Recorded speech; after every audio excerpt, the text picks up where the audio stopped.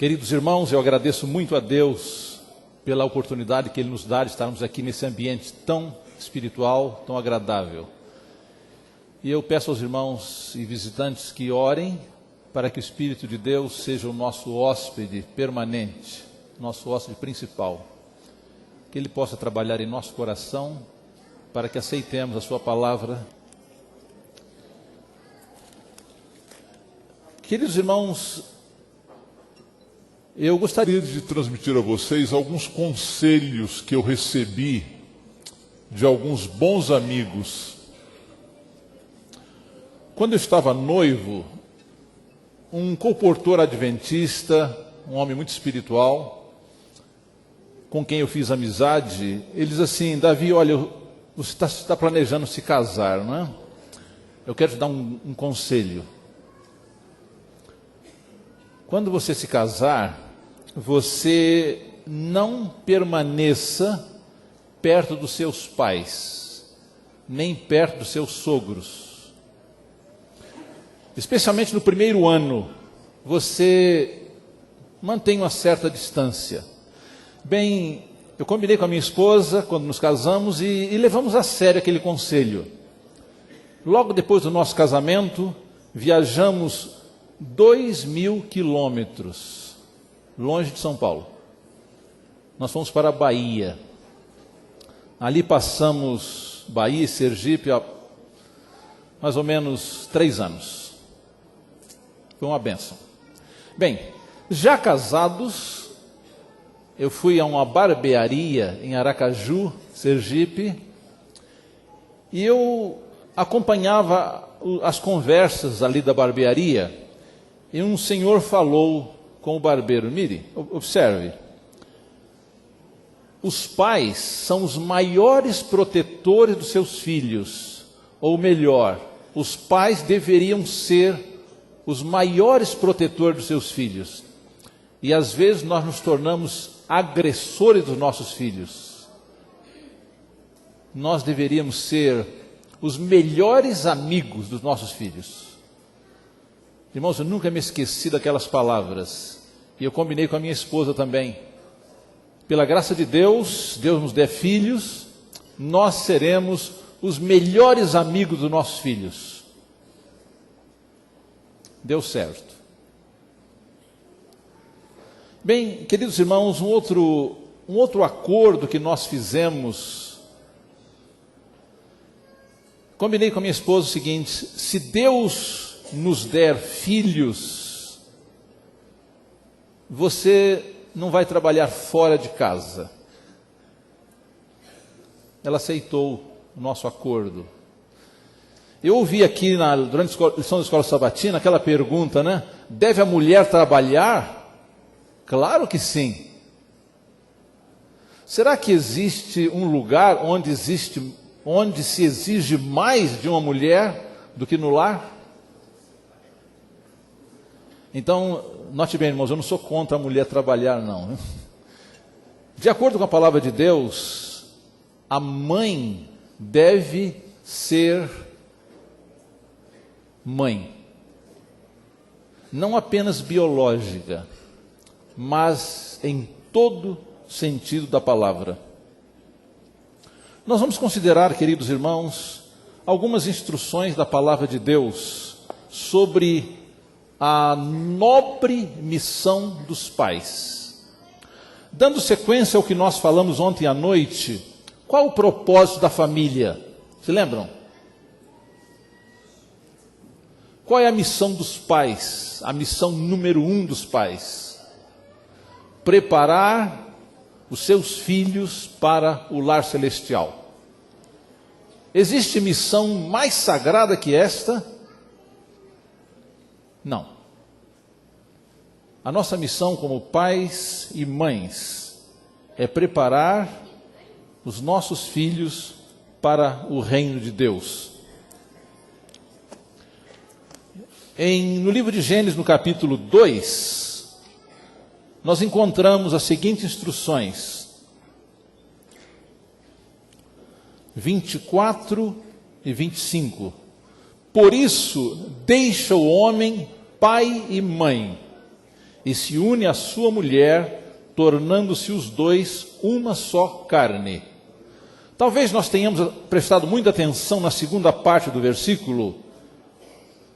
Se une a mulher e se tornam os dois uma só carne. Mas talvez nos esqueçamos da primeira parte. Por isso, deixa o homem, pai e mãe, e se une à sua mulher. Irmãos, eu aprendi também nesse verso que quando o rapaz ou a moça devem sair de casa.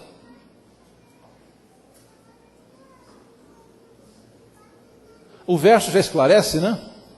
Deixará pai e mãe para se unir à sua mulher. Então, quando que o rapaz ou a moça devem sair de casa? Para formar um novo lar. Não deve sair antes. O lar é o centro de proteção da família. E eu sei que as circunstâncias da vida muitas vezes alteram o plano de Deus.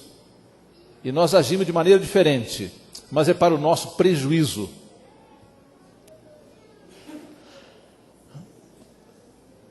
O 5º mandamento nós conhecemos de memória: honra teu pai e a tua mãe. Êxodo capítulo 20, versículo 12. Honra teu pai e tua mãe, para que se prolongue os teus dias na terra que o Senhor teu Deus te dá. Há um comentário inspirado sobre este mandamento que, levado a sério, nos faz tremer. Observem.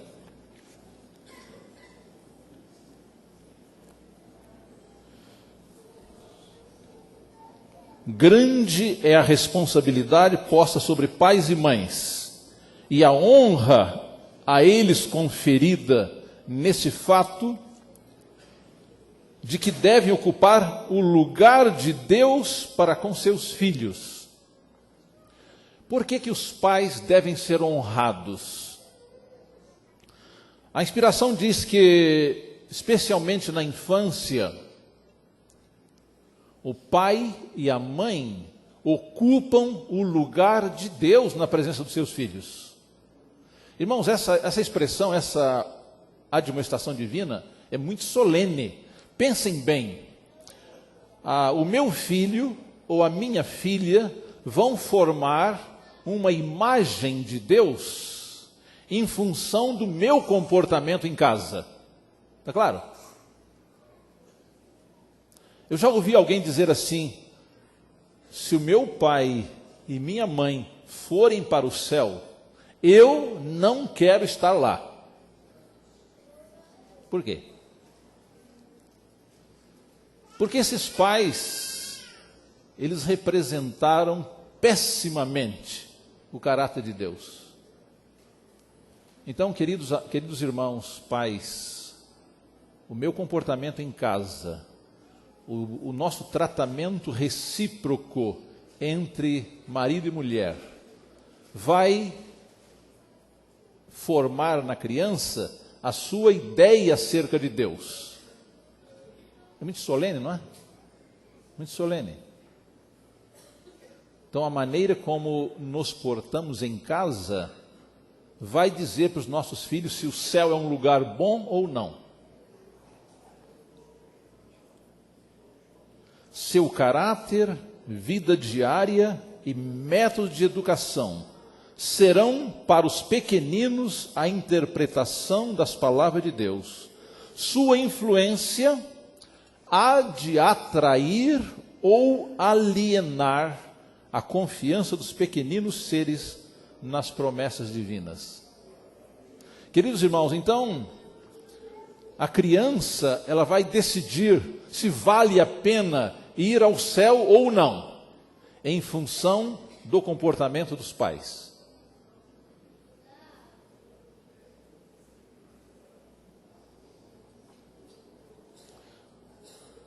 Deuteronômio capítulo 6. Aqui está o método divino de educação.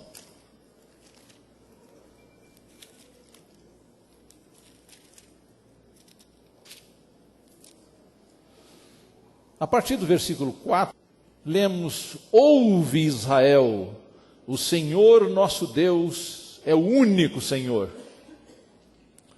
Amarás, pois, o Senhor teu Deus de todo o teu coração, de toda a tua alma e de toda a tua força. Essas palavras que hoje te ordeno estarão no teu coração.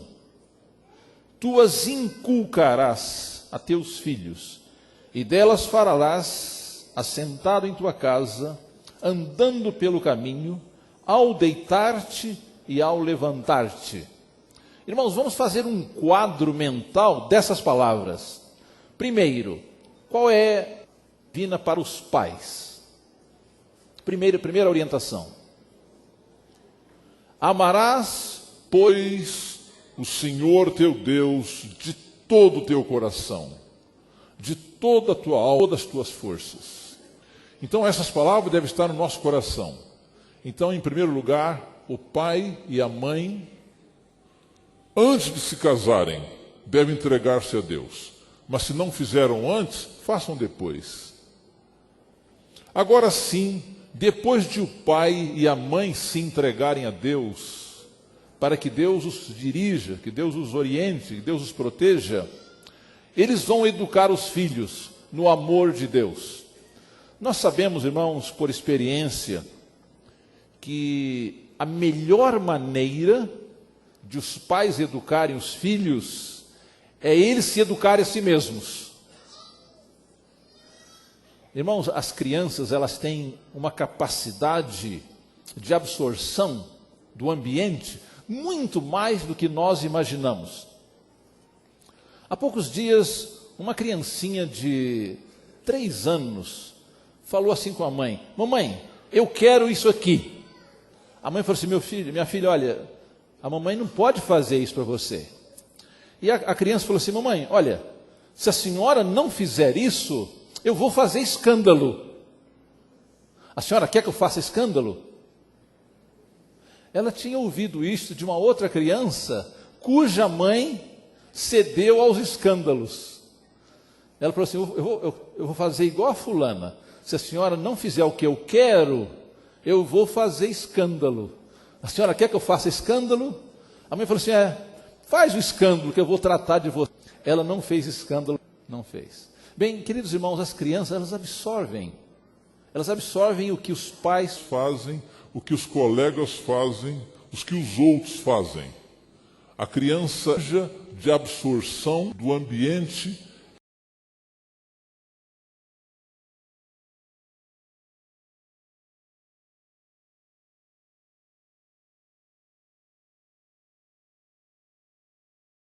em casa, andando pelo caminho, ao deitar-se, ao levantar-se. Bem, que quadro vocês têm dessas palavras aqui? O que vocês imaginam?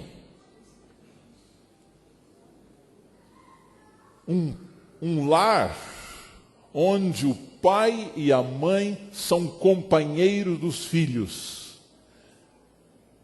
Quando foi perguntado na escola sabatina qual era o método de Cristo, como professor, como mestre, irmãos, Jesus passava 24 horas com seus discípulos. Perceberam isso? Ele não dava uma aula de 45 minutos, não. Ele andava com eles, pregava com eles, comia com eles, dormia com eles. Eles tiveram uma educação integral de 3 anos e meio com Cristo.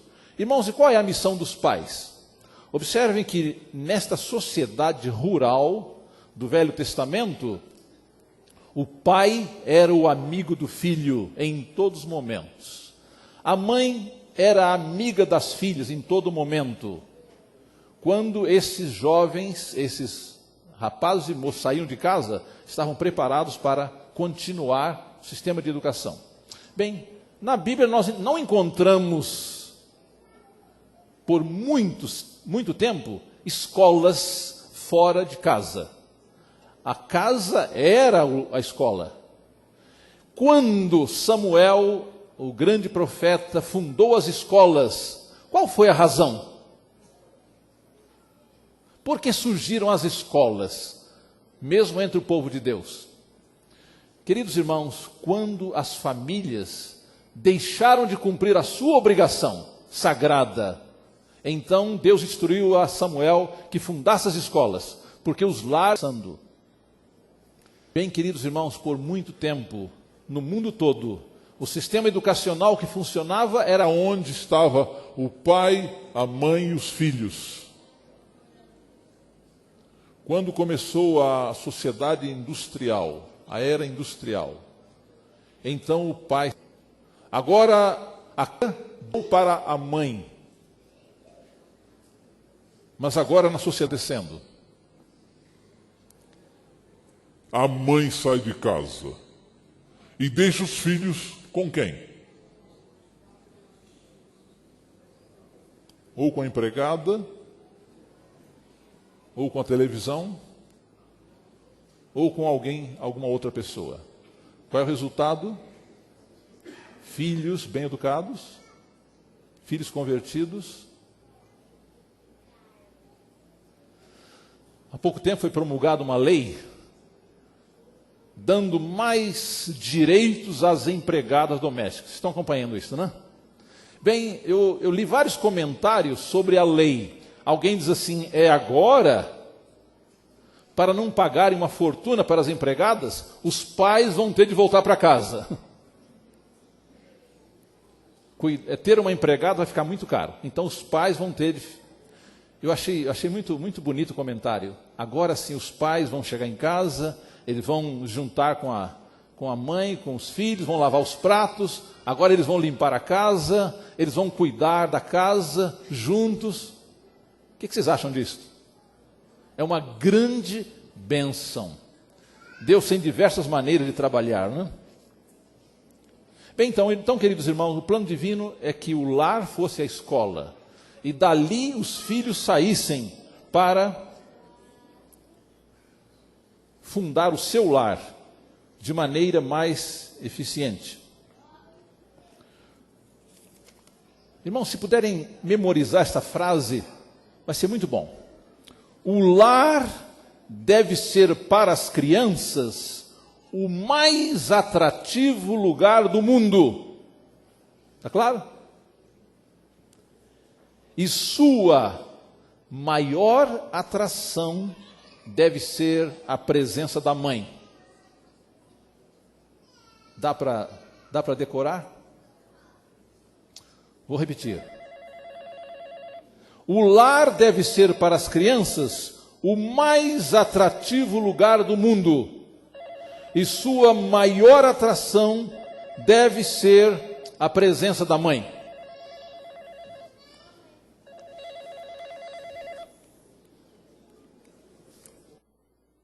Repito. Onde deve ser o lugar mais atrativo para a criança?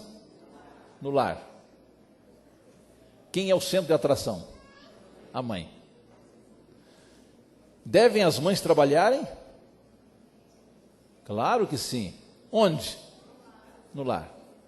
É verdade que as mães, às vezes, elas se cansam, elas acham que ninguém dá valor ao seu trabalho, que o trabalho dela é apenas uma rotina.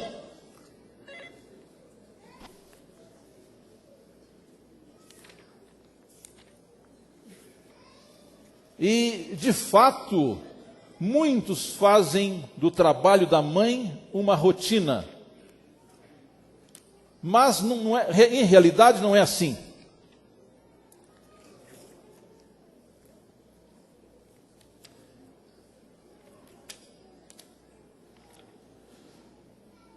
Nos filhos confiados aos seus cuidados, tem cada mãe um sagrado encargo de Deus.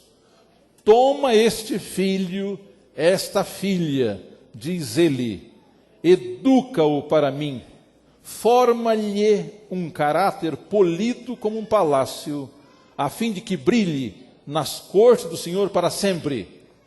Irmãos, existe uma missão mais sagrada que esta? Nunca. Lugar nenhum. Anjos do céu observam a mãe fatigada de cuidados, notando suas responsabilidades dia a dia. Seu nome pode não ser ouvido no mundo. Acha-se, porém, escrito no livro da vida do Cordeiro. Quantos aqui já ouviram falar de João Wesley? João Wesley. Carlos Wesley. E quantos ouviram falar da mãe de Wesley? Quantos ouviram falar da mãe de Wesley? Quem sabe o nome dela? Quase ninguém. Mas foi a mãe de Wesley quem preparou seus filhos. Irmãos, eu estava lendo a vida de John Wesley. Quando ele terminou a sua vida, havia 500 mil de almas convertidas pelo seu trabalho.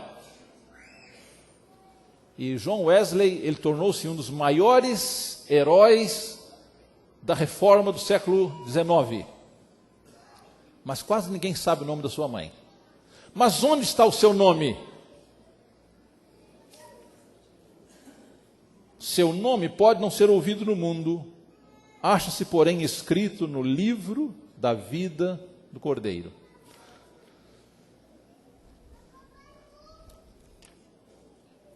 Existe um Deus no céu, e a luz e glória do seu trono repousam sobre a fiel mãe, enquanto ela se esforça por educar os filhos para resistir à influência do mal. Nenhuma outra obra pode se comparar à sua importância. Ela não tem como artista de pintar na tela uma bela forma, nem como escultor de cinzelá-la no mármore.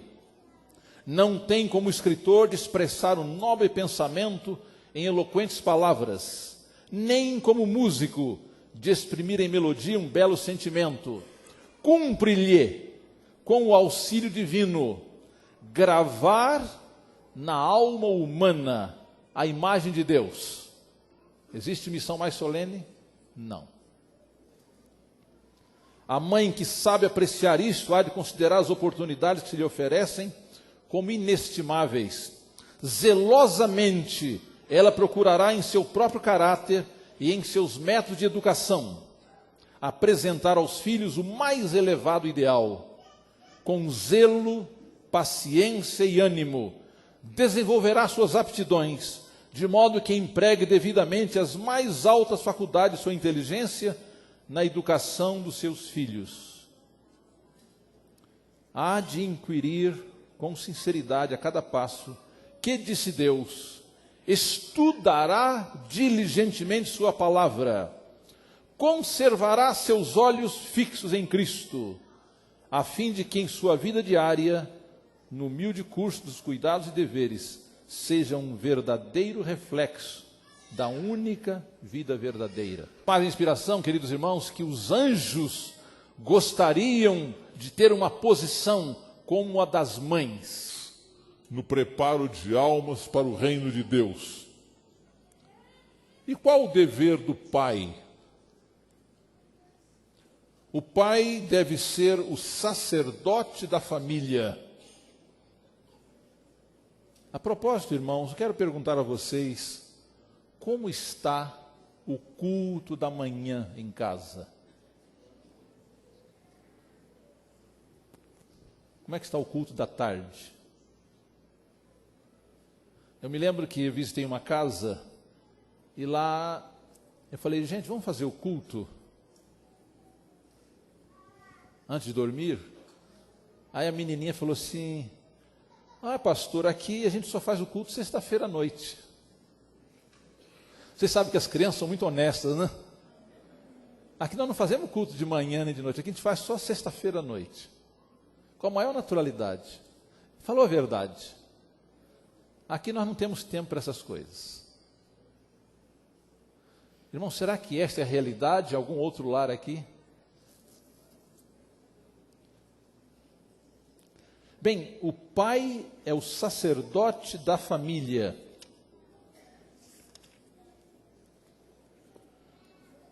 O pai deve fazer sua parte para tornar o lar feliz. Seja quais forem seus cuidados e perplexidades nos negócios, não permita que estes ensombrem a família. Deve penetrar em casa com sorriso e palavras aprazíveis. Eu quero perguntar aos pais aqui, como que vocês chegam em casa?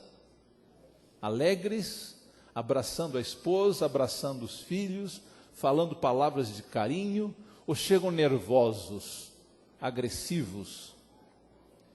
Em certo sentido, o pai é o sacerdote da família, depondo sobre seu altar o sacrifício matutino e vespertino. Mas a mulher e os filhos devem unir-se à oração e aos cânticos de louvor. Pela manhã, antes que saia de casa para o trabalho do dia, reúna ele os filhos em redor de si e, curvando-se perante Deus, entregue-os ao seu paternal cuidado. Passados os cuidados do dia, reúna-se a família para fazer uma prece de gratidão e erguer hinos de louvor em reconhecimento do divino cuidado no decorrer do mesmo. Irmãos, como será um lar onde o marido, ao levantar-se, ora, faz o culto com a família, reúne-se com eles para o desjejum, sai para o trabalho, volta à noite, ora com a família, vão deitar-se contentes, louvando ao Senhor. Como é o ambiente de uma família desta?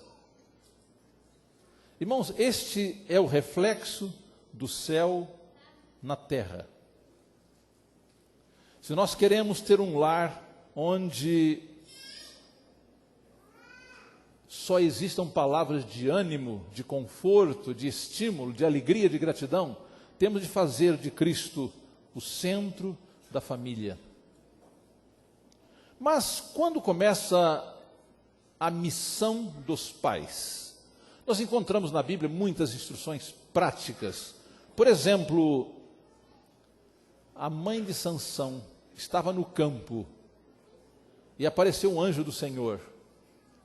E o anjo deu instruções específicas. Olha, você vai ter um filho, mas você não deve comer nada prejudicial. Você não deve beber vinho nem bebida forte, porque o filho que vai te nascer será instrumento nas mãos de Deus. Então, quando começa a educação da criança? Antes da gravidez. Antes da gravidez. Mas não é isso que o mundo fala, né? O mundo diz assim, olha, você está grávida, você deve comer de tudo o que você quer. Diz assim, ó, o marido deve fazer toda a vontade dela, para que a criança não nasça frustrada. Já ouviram isso? Faça todas as vontades. Coma o que quer, a hora que quiser, porque você não pode passar vontade, senão a criança vai nascer frustrada. Essa é a instrução divina? Não. Como falamos, irmãos, há pouco, a verdadeira educação, ela não exige tanta teoria, tanta filosofia, não. Quando a mãe e o pai se mantêm sob o controle de Deus, seguem a orientação do Espírito de Deus, seguem as orientações da palavra de Deus, o exemplo é o sistema mais eficiente de educação. Nós não vamos ler Provérbios 31, 10 a 31, porque o tempo é limitado. Mas ali está uma mãe que trabalha, né? Em casa. Uma mãe que é administradora do lar.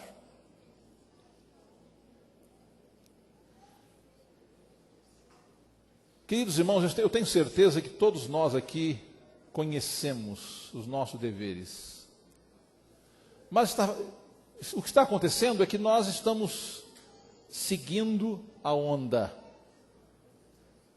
Nós perdemos o foco. Nós precisamos, queridos irmãos, recomeçar. Queremos começar de novo. Precisamos que Deus faça uma reforma em minha vida, em nossa vida. Como afirmamos ontem, queridos irmãos, nós precisamos de um revivamento e uma reforma em nosso meio. E diz a inspiração que o grande movimento reformatório deve começar nas famílias, com a apresentação a pais e mães dos princípios da lei de Deus. Eu oro, queridos irmãos, para que todos nós aqui, sem exceção, pais e mães, nos entreguemos a Deus de todo o coração, para que Ele possa fazer uma obra completa. Irmãos, a possibilidade de nossos filhos se perderem é uma triste realidade. Uma triste realidade. Mas, pela graça de Deus, nós podemos ter toda a nossa família salva. Mas precisamos começar hoje esta reforma, pela graça de Deus. Precisamos chegar em casa, antes de dormir, ajoelhar-nos ao pé da cama, fazer uma entrega sem reservas a Cristo, decidirmos a ser o melhor amigo dos nossos filhos, os melhores amigos de Cristo. Mas talvez alguém esteja pensando, mas eu já fui tão longe, eu cometi erros graves na educação dos nossos filhos, o que devo fazer? Irmãos, se nós reconhecemos nossos erros, não devemos ter medo de confessá-los a Deus e aos nossos filhos. Devemos reunir a família e dizer, olha, meus filhos, minha esposa, até hoje eu não fui um bom pai, eu não fui uma boa mãe, eu reconheço os meus erros e quero pedir-lhes perdão. Irmão, será que isso aqui vai diminuir o respeito? De maneira nenhuma. Isso aqui vai aumentar o respeito. Confessem, primeiramente a Deus, no seu quarto fechado, todos os erros que nós temos cometido na educação dos nossos filhos.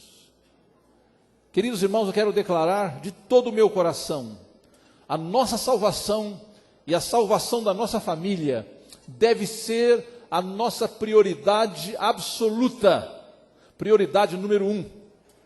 Imaginem, quando estivermos perante o trono branco, podemos dizer, com aquela alegria, com aquela gratidão, aqui, Senhor, estão os filhos que Tu me deste.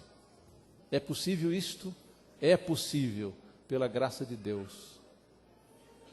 Diz a inspiração que os anjos de Deus se unem aos pais e mães nessa missão de salvar os filhos. Irmãos, quero perguntar para concluir: quantos querem começar essa reforma hoje, em casa, aqui? Que essa seja a nossa experiência. Amém.